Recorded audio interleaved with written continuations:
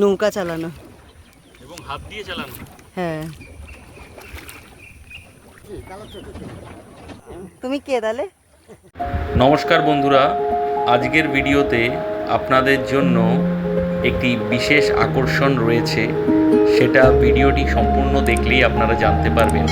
হাঁসফাঁস করা গরমে একটু শীতলতার ছোঁয়া আপনাদের জন্য নিয়ে আসার চেষ্টা করলাম এবং নিজেরাও নিলাম।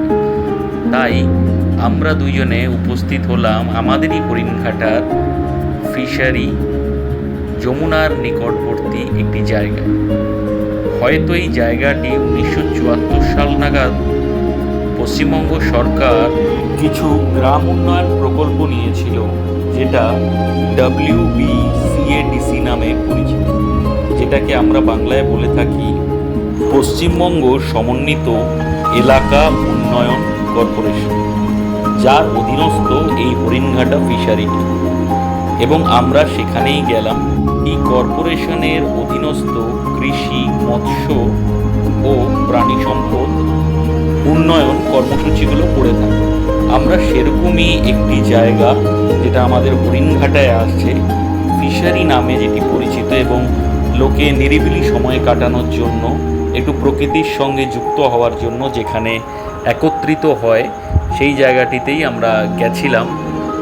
অনেক দিন আগে এটা জঙ্গলাকীর্ণ হয়ে গেছিল, এখন আবার একটু পরিষ্কার পরিচ্ছন্ন করা হয়েছে। পূর্বে কী রূপ ছিল তা আমি জানি না, যারা জানেন তারা কমেন্টে বলবেন। আমি ছোটোবেলায় 1-2 বার গেছিলাম এবং আমার বউও হয়তো এসেছিল। তবে এখন খুব একটা যে ডেভেলপমেন্ট হয়েছে তা বলবো না, তবে আগের চেয়ে বেটার পজিশনে আছে এবং নদীতেও জল এসছে। যমুনায় একদমই জল ছিল না, তখন শুকিয়ে গিয়েছিল জল, তবে জল আছে এবং জলে একটি বিশেষ আকর্ষণও আছে, সেটা আপনারা ভিডিওয়ে দেখতে পারবেন। এই আমরা এন্ট্রি নিচ্ছি ফিশারির দিকে। ডান দিকে একটি ছোট্ট মন্দির পড়বে, তারপরেই ফিশারি।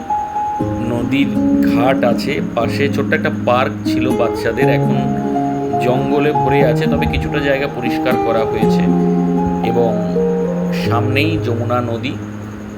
চলুন আমরা যমুনা নদীটি দেখি এখন কীরকম অবস্থায় আছে।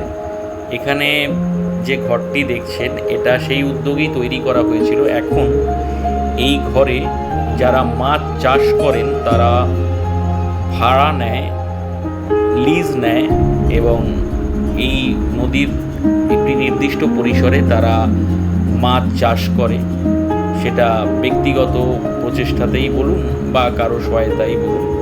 তো দেখতে বড়ই সুন্দর জায়গাটি। আজকে আমরা ভিডিও তুলে আপনাদের সামনে ধরলাম।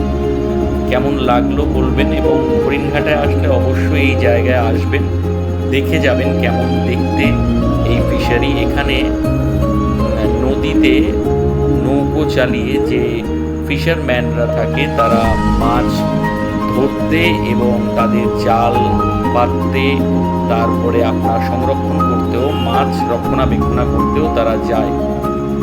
তো এইখানে তাদের 2টো নৌকো আছে। একটা তারা মাচা করে রাখে নদীর মধ্যিখানে, যেখানে তারা বসে পাহারা দেয়, আমাদের ভিডিওয়ে আপনারা দেখতে পাবেন সেটা। আর একটা নৌকোয় তারা পারাপার করে, যাতায়াত করে আর কি, সেইখানে রাত্রি বাস করে। হাতে জল নিয়ে সুদেশনা দেখছে কত সুন্দর ঠান্ডা শীতল জল যমুনা। স্বচ্ছ কাচের মতন জল বলবো না, তবে আমরা ছোটবেলায় পুকুরে যেরকম স্নান করতাম, যেরকম জল, তার চেয়ে খানিকটা হলেও পরিষ্কার জল তো আছেই। এবং পাশে অনেকে বাড়িতে পুজো করলে তারা ঠাকুর বিসর্জন দেয় বা ক্লাবে পুজো করলে বিসর্জন দিয়ে যায়। এটি নারায়ণপুর গ্রামের অন্তর্গত। এই জায়গাটাকে বাঁধানো হয়েছে, পূর্বেও বাঁধানো ছিল, তবে আবার এটাকে রিনোভেট করা হয়েছে। আমরা স্কুটি রেখে দুজনে এখানে নামলাম। পাশে ছোট্ট পার্ক, সামনে একটা অশ্বত্থ গাছ আছে। আপনারা যদি কোনোদিন এই রাস্তা দিয়ে ক্রস করে চিনতে না পারেন, তবে এই সিগনেচার মার্কিংগুলো আপনাদেরকে দাঁড়িয়ে যেতে বাধ্য করবে। দেখুন এখানে লিখেছে জরিমানা কিসে কিসে নেওয়া হবে গাছ নষ্ট করলে, পশু পাখিকে মারলে, অর্থাৎ এখানে যে গৃহস্থের যে ছাগল গরু এগুলো আছে, এগুলোর জন্য লিখে রেখেছে দেয়ালে। এবং আমরা যেখানটা দিয়ে নামছি, এই জায়গাটায় নৌকার মাথার উপর এটা দেওয়া থাকে, আপনারা জানেন রোদের থেকে বৃষ্টির থেকে বাঁচার জন্য মাঝিরা দিয়ে দেয়। তো এই নৌকাটা আমরা দুজনে মিলে উঠবো।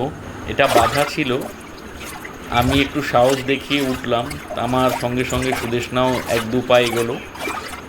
সঙ্গে এই যে ঘরটা দেখছেন এখানটায় ফিশারম্যানরা থাকে, 2-1 জন যারা লিজ নিয়েছে, তারাই এই নৌকা করে এই জলের মধ্যে যে তারা মাছ করেছে সেগুলো দেখাশোনা করতে যায় এবং এখানে রাত্রে এসে থাকে।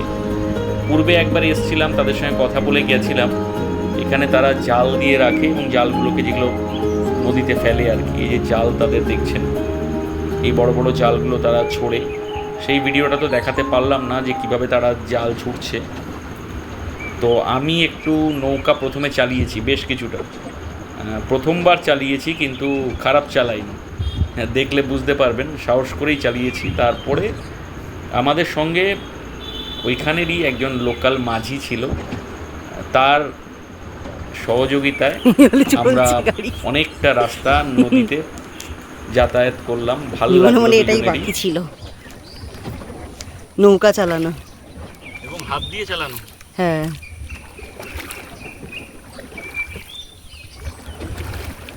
বুঝছে? হ্যাঁ, পিছনে মাঝি যে বসে আছে তাকে একটু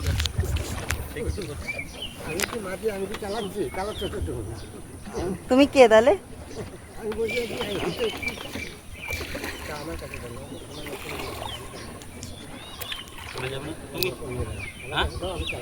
যেই ভদ্রলোক আমাদের সঙ্গে বসে এখন নৌকাটি চালাচ্ছে তিনি কিন্তু মাঝি নয়, তিনি লোকালেরই একজন বাসিন্দা।